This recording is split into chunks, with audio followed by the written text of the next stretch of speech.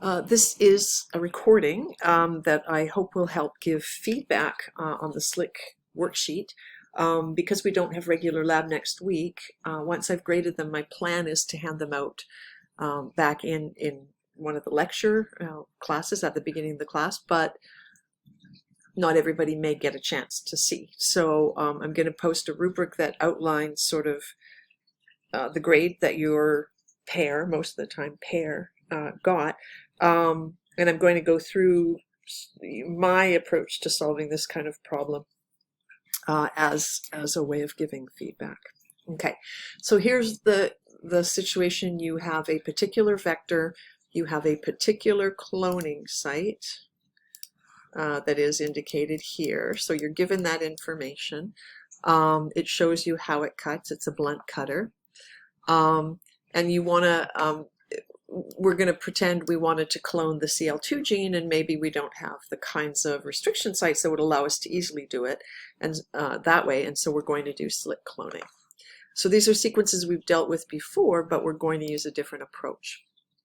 Okay, and this gives you the CL2 gene sequence, and I told you which sequences to use as your primer sequences, so that you know, like on an exam, it would be very difficult for you to try to figure out where should I put the primers. So I will, for a question like this, I will always tell you which ones to use.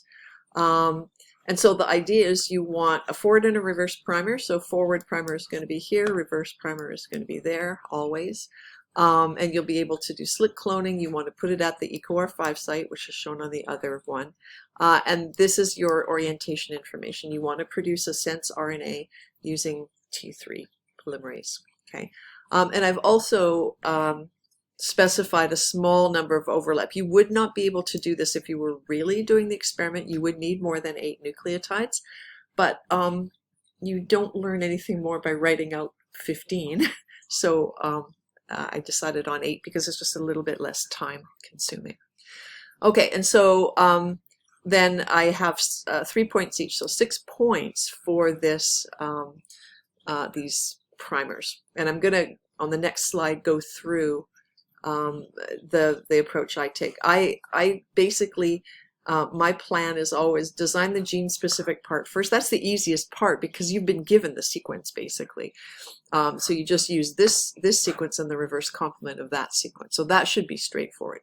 And the next thing, which is also really easy, you've been given the vector sequence, and you know exactly where the cut's going to be, so you will take the overlap sequence from either side of that, right?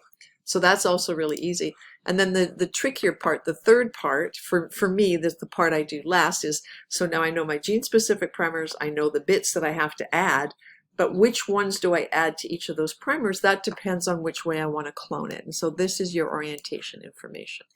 You want to make a sense RNA, so the actual messenger RNA, from the T3 side, and that's shown here. Here's our T3 side. So the RNA polymerase is going to move in this direction, and it's going to make the complementary strand. Okay, so steps. You know the gene-specific parts, so I always go with those ones first because those are really the easiest ones to do. And then you know the cloning site, so you just find the 8 nucleotides on either side. And then you have the orientation information, and then this tells you which parts of the vector sequence go on each of your primers. Okay, so step 1, forward and reverse. Those sequences are given to you with the underlining. So forward is just the exact same sequence, and reverse, remember that when we give you a sequence file, we give you the whole thing, of course. We only give you this strand, but you know automatically what that strand is. And the forward primer always has the same sequence as the strand that you're given. And if you're provided a DNA sequence from a database, it's going to be the coding strand. So this is always going to be your forward primer. And then your reverse primer is going to look like this, 5' to 3'. And so if I identify this sequence, you're going to have to give me this sequence. This is the only thing you have to actually figure out for doing this. And so this is the sequence you've been given, and then there's your reverse. Hopefully I reverse complemented it correctly GGCA, CTC, 1, 2, 3, 4, 1, 2, 3, 4. Yeah, so hopefully that's done correctly. If it's not, it will just be a slip. So reverse complement. So now I have my two gene-specific sequences, and this is my forward and my reverse primer. So my next step is to take a look at the cloning site. So here's the EcoR5 site, and this is just a bit of sequence from that. This is where the cut is going to be. So I basically, mentally cut it with the enzyme, and then I produce double-stranded sequence. I've got this information, so I just add that information to it. You should be able to do that. And so now we have a blunt cut, and we have the 8 nucleotides to either side, right, that we can identify here with this. And so the reason we do that is that when it's been cut, we have to sort of mentally picture, okay, we're going to do T4 treatment, so these ones are all going to be chewed back, right? And so the edge of the vector is going to look like this, and then these ones are going to be chewed back. And so the edge of the vector on this side is going to look like this. And so when we put the insert in, whether it's the right way up or upside down, we're going to need to have the sequence that got chewed away from the vector provided on the insert. So that means this sequence, it wants to be complementary to that. And then this sequence has to match what's missing and be complementary, and so fit in there, right? So what we have is we've got either the forward or the reverse primer here, and we're going to add, let me just get rid of my scribbles now because you have to see. We're going to add this sequence to one of the primers, and we're going to add this sequence to the other primer, and it's 5' to 3'. Okay. And then finally, orientation. So you are asked to make a sense RNA using the T3 polymerase, using the promoter for T3 polymerase. And so the thing to remember is that the polymerases from the left side of the insert, they are going to bind to the DNA. The lower strand, they're going to move along that lower strand, reading from 3' to 5' and producing an RNA. Remember, RNA is made 5' to 3', and so it's going to make what looks like the top strand. So in this orientation, the T7 will give us the sense, and then T3 polymerase will move again along this strand as the template strand, 3' to 5', and it's going to produce an RNA that 5' to 3' is the same as the bottom strand here. So that's going to be the antisense. If we put the insert in the other way around, then the T7 is going to give us this top strand, which is the antisense. It's complementary to the messenger RNA. And this, the T3 is going to give us the sense. So what that means is that we need to use, we generally use an arrow to indicate, and we call this the forward orientation with the sense strand on top and the antisense on the bottom. And we call this the reverse orientation because in this case, the coding strand is the bottom strand. And so in order to make the sense strand, we have to do it that way. So what we're going to do in that case is that to get the orientation of our insert correct, we're going to have to add the vector-specific sequence here on this side, the 8 nucleotides, to the reverse primer, and we're going to have to add these 8 nucleotides to the forward primer. Okay, and so that's the full sequence. The next questions are just about drawing it. The point of these questions was to try to guide you through the thinking. So to get the the ends of the vector, and then do the chew back, and to assume that you've got 10 nucleotides on either side, and maybe probably I should have added a few more because on the next one I've asked for the chew back to go 12 nucleotides. So you know, here's your vector. And I would want to see some of the sequence, right? Because I don't know if you understand. You can draw this without actually knowing how the sequence connects. And then something that's like, you know, the insert, but then what sequences are you going to have? And then some indication. You can draw lines, you can fit them in together. The things I want to be able to see when I'm looking at an image like this is, first of all, the correct sequences and the correct overhangs. And then the correct orientation of the insert, if that's specified, and just some indication of enough sequence that I can see that you've got the overhangs complementary to each other. Okay, and so I don't want to specify exactly how you should draw it, because different people will draw it differently and it will be acceptable, but just keep in mind you're communicating your understanding to me. So if you draw something like this and it doesn't actually show any sequence, I don't know if you understand it or not. I can't tell one way or the other. But if you had included, you know, this isn't the real sequence, but suppose you had included, you know, enough sequence that I could see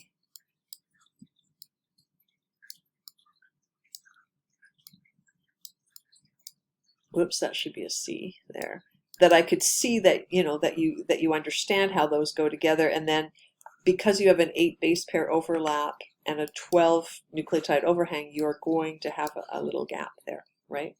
Yeah, and so again, you can draw it in different ways, but the most important thing is that you have to communicate to me, someone who can't read your mind, the actual way that's going to line up in such a way that I know you know. Okay. And if there are gaps in the construct after annealing, we don't have to do anything.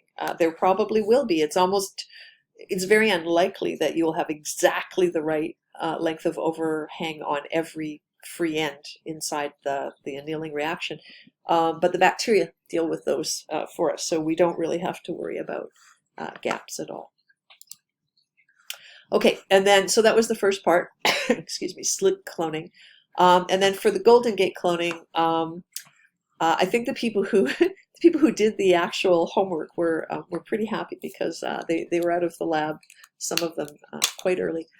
But so, and I structured it this way, and I think I will restructure the other part for next time, because I'm trying to lead you through the process. So the very first thing is, here's your cloning site, and let's suppose this is the GFP gene.